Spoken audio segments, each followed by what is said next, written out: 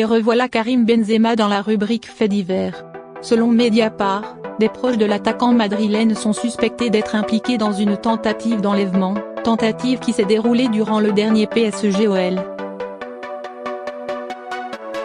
Une enquête a été ouverte après un dépôt de plainte pour tentative d'arrestation, d'enlèvement, séquestration ou détention arbitraire, violence n'ayant entraîné aucune incapacité de travail.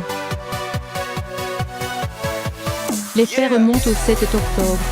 Ce soir-là, après le choc de Ligue 1, Léo de Souza, le dépositaire de ladite plainte, présenté comme un intermédiaire du monde du football gravitant dans l'entourage du joueur, aurait été victime d'une tentative d'enlèvement dans le 13e arrondissement de la capitale.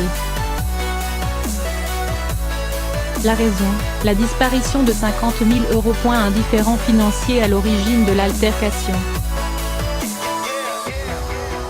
L'homme présenté par Mediapart comme un collaborateur de Karim Benzema, devait en juillet rapporter du Maroc, cette somme en cash, envoyée par un sponsor au footballeur. Intercepté à la douane en arrivant en France, Léo de Souza a affirmé que l'argent ne lui avait pas été rendu.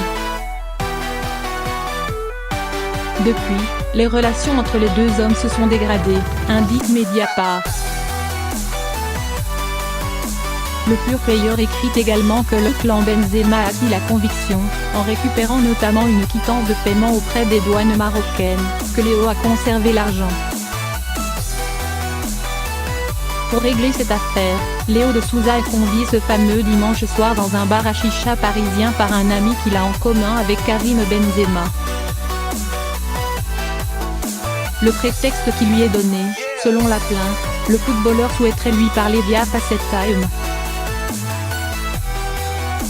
Karim Benzema dément. Mais alors qu'il fume une cigarette à l'extérieur de l'établissement, le plaignant affirme qu'un van noir a débarqué et que Smaïn Tabenha, un ami d'enfance de Benzema, l'a sommé de monter à bord. Léo de Souza refuse et selon ses dires, il est roué de coups au visage et dans les côtes. Des employés alertés par les cris sortent et somment les occupants du van, a priori des proches du footballeur, de quitter les lieux.